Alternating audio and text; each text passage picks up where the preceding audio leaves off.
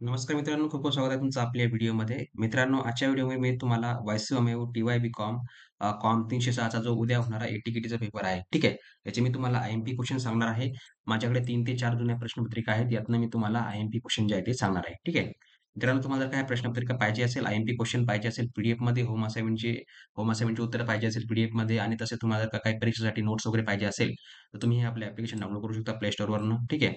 याची लिंक तुम्हाला मी खाली व्हिडिओच्या डिस्क्रिप्शनमध्ये दिलेली आहे. तुम्ही यावरून डाउनलोड करू शकता. ठीक आहे. तर चला मित्रांनो व्हिडिओला सुरुवात करूया. मित्रांनो आपल्याकडे बघा सगळ्यात पहिलं जे आहे आय-एम-पी क्वेश्चन आहे आपल्याकडे.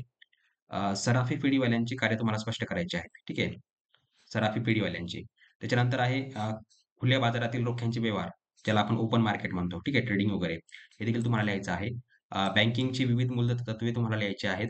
बँकिंगची विविध मूलतत्त्वे. नंतर आहे पतनिर्मितीवरील मर्यादांचा तुम्हाला मागोवा घ्यायचा आहे. धनादेशांचे प्रकार तुम्हाला स्पष्ट करायचे आहेत.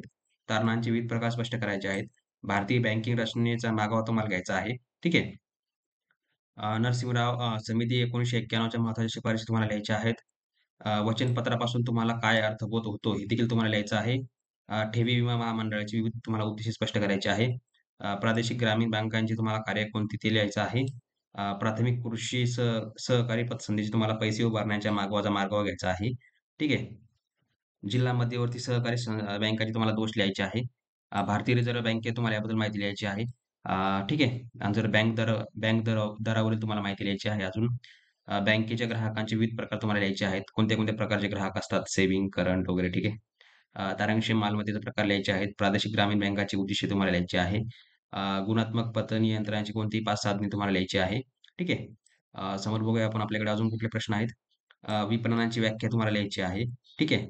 विपणन म्हणजे काय? ते देखील तुम्हाला याच्यामध्ये लिहायचे आहे. ओह! सॉरी. आपला पेपर जो आहे तो कॉम 306 ओके. 1 सेकंड. कॉम 306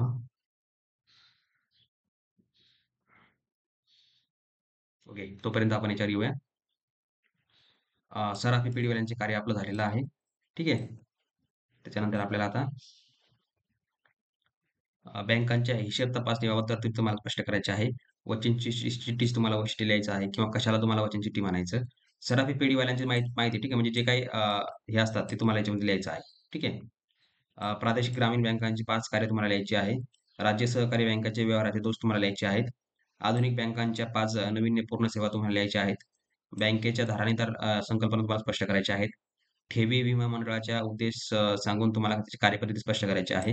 भूविकास बँकांची प्रगती तुम्हाला लिहायची आहे. बँक दर धोरणांचे 5 मर्यादा तुम्हाला लिहायच्या आहेत. ठीक आहे. बँकेच्या ताळेबंदाच्या भांडवल व ते जे काही आहे ते तुम्हाला लिहायचं आहे. नरसिंह समिती 1998 2 च्या तुम्हाला शिफारशी लिहायच्या आहेत. 2 आणि 1 दोन्ही तुम्हाला वाचून घ्यायचं आहे. ठीक आहे.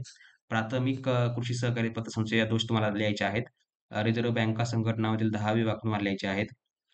समाशोधन गृहांची निर्मिती कशी केली जाते ते तुम्हाला लिहायचं आहे. पैसे पाठवण्याच्या 5 पद्धती कुठल्या? आता मनी ट्रान्सफरला कुठल्या ऑप्शन आहे? सध्या आपल्याकडे यू-पी-आय वगैरे बरंच काही आहे. ठीक आहे, ते तुम्ही लिहू शकता. स्वातंत्र्योत्तर काळातील व्यापारी बँकांची प्रगती हे तुम्हाला लिहायचं आहे. चलनक्षेम दस्तऐवजाचे प्रकार तुम्हाला लिहायचे आहेत. ठीक आहे. जिल्हा मध्यवर्ती सहकारी बँकांची कामं कशी होतात ते तुम्हाला लिहायचं आहे. ठीक आहे. एकदम सोपे-सोपे प्रश्न आहेत तुम्ही लिहू शकता. ओके. अजून कुठला पेपर राहिला आपला एक?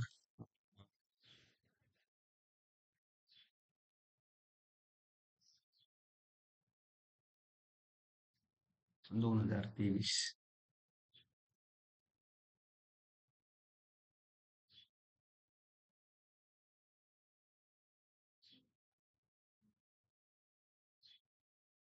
ओके. याच्यामध्ये बघा मित्रांनो तुम्हाला आता अजून कुठला प्रश्न आहे दिलेला. सावकार व सराफी पेढीवाले यात तुम्हाला फरक लिहायचा आहे. सावकार कशाला म्हणायचं आणि सराफी पेढी कशाला म्हणायचं. ठीक आहे. म्हणजे दोन्ही पण उत्तर आहेत. सराफी पेढीवाले आणि सावकार तुम्हाला दोन्ही प्रश्न उद्या येऊ शकतात. ते तुम्हाला वाचून घ्यायचं आहे. बँक ठेवीचे प्रकार तुम्हाला लिहायचे आहेत. ठीक आहे. डिमॅटेरियलायझेशन म्हणजे काय ते तुम्हाला लिहायचं आहे. डिमॅटेरियलायझेशन नाही ॲक्चुअली ते डीमॅट अकाउंट आहे. ठीक आहे. Demat account. तर हे तुम्हाला हे तुम्हाला माहिती लिहायचं आहे. डीमॅट अकाउंट कायसाठी वापरतात? शेअर मार्केटसाठी, ट्रेडिंग करायसाठी. ठीक आहे. ते तुम्हाला लिहायचं आहे. धोक्याची विभागणी ही संज्ञा तुम्हाला स्पष्ट करायची आहे. बँकेच्या पतनिर्मिती विचार समितीवर तुम्हाला कोणत्या मर्यादा आहेत हे तुम्हाला लिहायचं आहे. बँकेच्या ताळेबंदाच्या संपत्ती व येणे बाजूची तुम्हाला विवेचन करायचे आहे. धनादेशाचे प्रकार तुम्हाला लिहायचे आहेत. धनाधिकारी ही संकल्पना स्पष्ट करायची आहे. भारतातील व्यापारी बँकांमध्ये स्वरूप तुम्हाला सांगायचे आहेत. नरसिंह समिती 2 च्या शिफारशी तुम्हाला थोडक्यात सांगायच्या आहेत. मित्रांनो, इथे लक्षात ठेवा तुम्हाला ही जी समिती आहे 1 आणि 2 हे तुम्हाला दोन्ही उद्या विचारले जाऊ शकतात. ते तुम्हाला लिहायचं आहे. ठीक आहे. नंतर आहे बँक शाखा विस्तार बाबत धनादेशाची विषयी तुम्हाला लिहायची आहे. धनादेशाचे तुम्हाला प्रकार सुद्धा विचारले जाऊ शकतात. धनादेश म्हणजे काय? चेक. ठीक आहे. बँकेचा चेक. नंतर आहे प्रादेशिक ग्रामीण बँका याच्या स्थापनेचे तुम्हाला उद्देश लिहायचे आहेत. जिल्हा मध्यवर्ती सहकारी बँकांचे तुम्हाला दोष लिहायचे आहेत.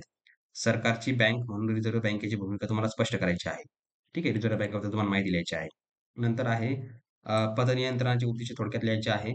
गुणात्मक पतनियंत्रणाची साधने तुम्हाला सांगायची आहेत. समाशोधन गृहाचे तुम्हाला कार्य समितीवर टीप लिहायची आहे. भारतीय रिझर्व्ह बँकेचे संचालक मंडळ यावर तुम्हाला टीप लिहायची आहे. ठीक आहे. याच्यामध्ये मित्रांनो तुम्हाला अ, सावकार सराफी बँकेवर तुम्हाला 2-3 प्रश्न नंतर याच्यामध्ये धनादेश म्हणजे चेकवर एक प्रश्न व्यापारी बँका, मध्यवर्ती बँका, ठीक आहे, सहकारी बँका आणि रिझर्व्ह बँक यावर तुम्हाला 2-3 प्रश्न एवढे प्रश्न येणार आहेत. तुम्ही हे एवढे टॉपिक जे आहे ते वाचून घ्यायचे आहेत. ठीक आहे. तर मित्रांनो ज्यांना कोणाला ॲप्लिकेशन घ्यायचं आहे ते घेऊ शकता. याची लिंक मी तुम्हाला व्हिडिओच्या डिस्क्रिप्शनमध्ये दिलेली आहे. ठीक आहे. त्यावर क्लिक करून तुम्ही ॲप डाउनलोड करू शकता. यामध्ये तुम्हाला होम असाइनमेंटची पीडीएफमध्ये उत्तरे मिळेल, आय-एम-पी नोट्स वगैरे मिळतील. ठीक आहे. तर मित्रांनो भेटूया पुढच्या व्हिडिओमध्ये. तोपर्यंत बघत राहा, शिकत राहा. जय हिंद, जय महाराष्ट्र.